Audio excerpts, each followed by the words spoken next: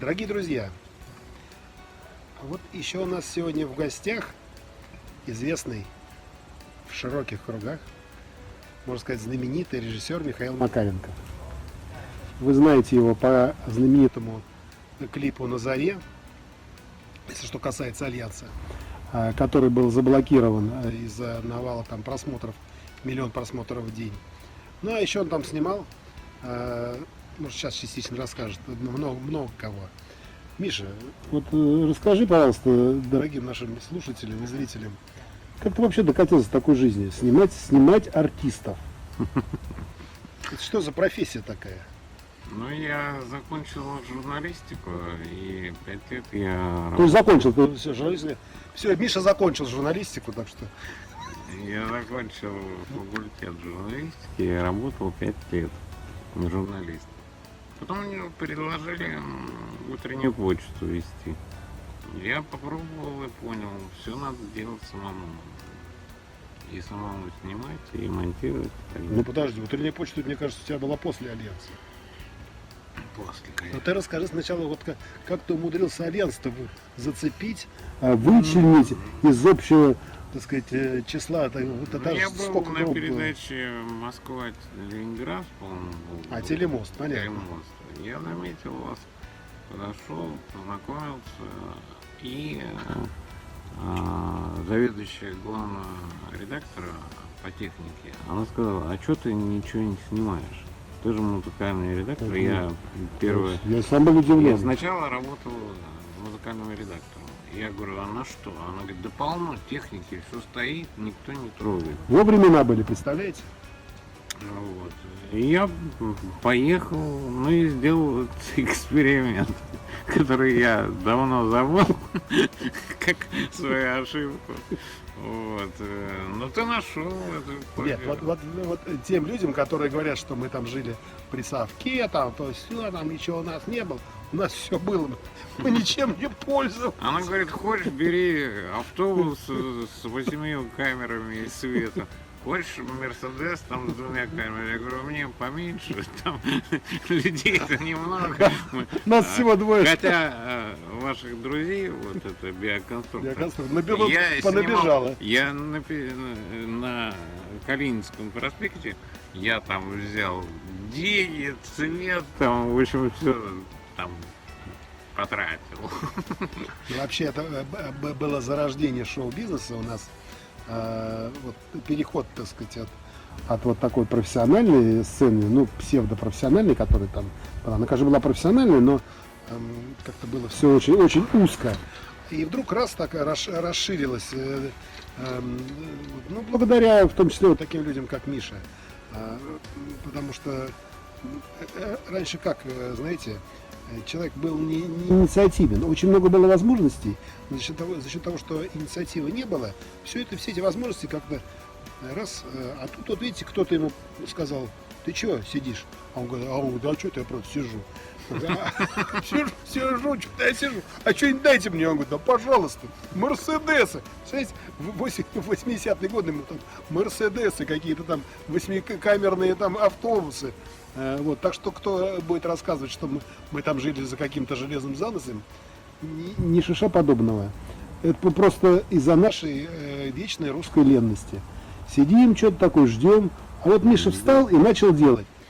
Плохо ли, хорошо ли, но начал чего-то делать. А получилось так, что через 30 лет вдруг это оказалось шедевром. Вот так вот. Так что не сидите, чего-нибудь делайте. Вдруг через 30 лет что-нибудь будет из того, что вы сделаете шедевром.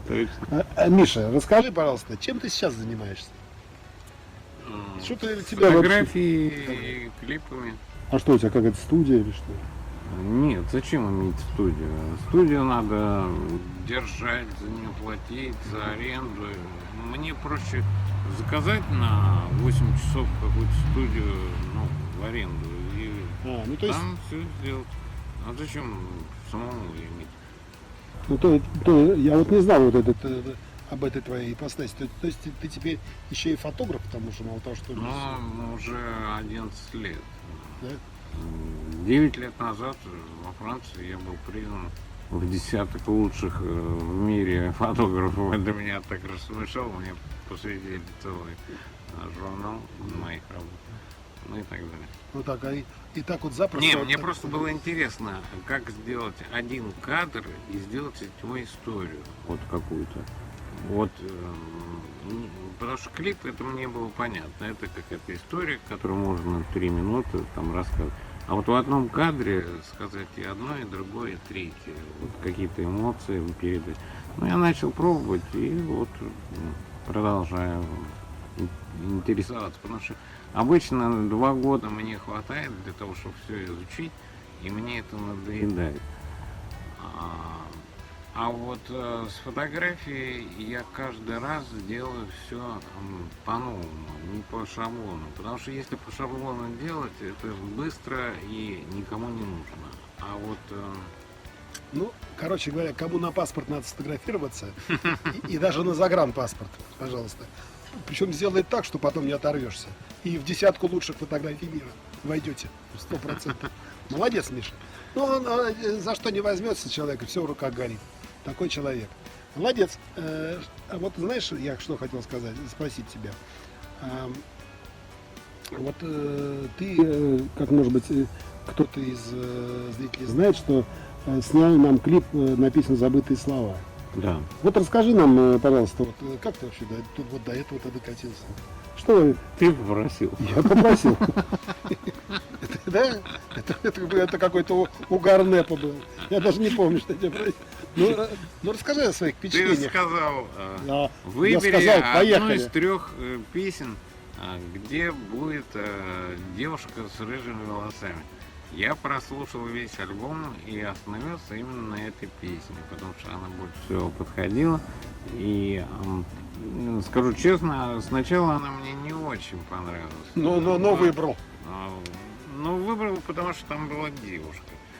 А потом, когда начал снимать, я прислушался, ну и не то, что она мне надоела. Девушка? Я привык к этой музыке, и мне понравилось монтировать. То есть и все-таки делать. удалось мне навязать тебе. Все, да? Ну, расскажи про процесс съемок, потому что я скажу, что я в процессе съемок не участвовал. Был в другом совершенно месте, и они мне ничего не рассказывали. Ты Просто сидел дома, мы выехали сидел. Я страдал, да. за город, поехали в лес, там договорились насчет лошадей, насчет собак, там с голубыми глазами, насчет вертолета, там сверху снимать и так далее. Ну, придумали какую-то историю такую и разбавили это твоим неприятным. Да, потом я заставил меня ехать на студию, значит, и изображать из себя это самое. Ну, рассказчик. Да. Ты должен в режиссер. клипе вот должен быть рассказчик. Или петь об этом, либо делать, ну каким-то образом рассказывать эту историю. Вот ты кусочки вошло, где ты рассказываешь эту историю. Потому что нужен рассказчик, о чем, а не просто кадры. Вот одна девочка, один мальчик, и вот они гуляют, целуются и все.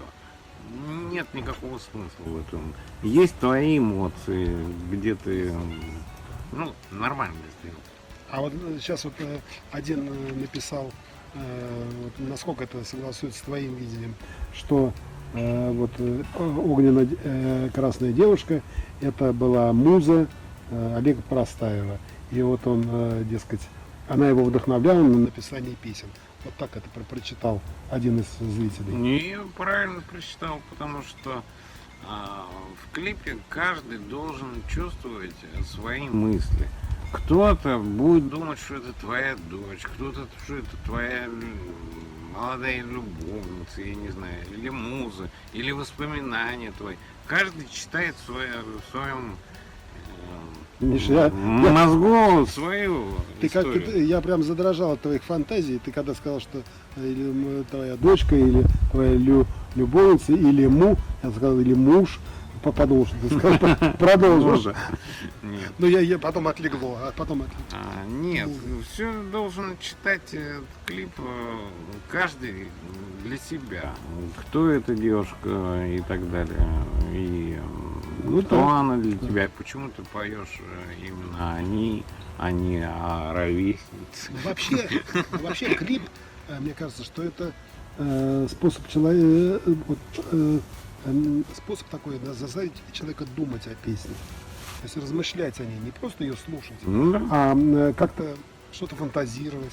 Это и цель, мне кажется, клипа, что и если все видят его одинаково, этот клип, то это неинтересно. Да. Именно каждый человек должен видеть по-своему, и каждый один и тот же человек должен один раз видеть это так, а другой раз по-другому. Конечно. Тогда это интересно действительно. Мне кажется, вот у Миши вот это присутствует. Хотя он, конечно,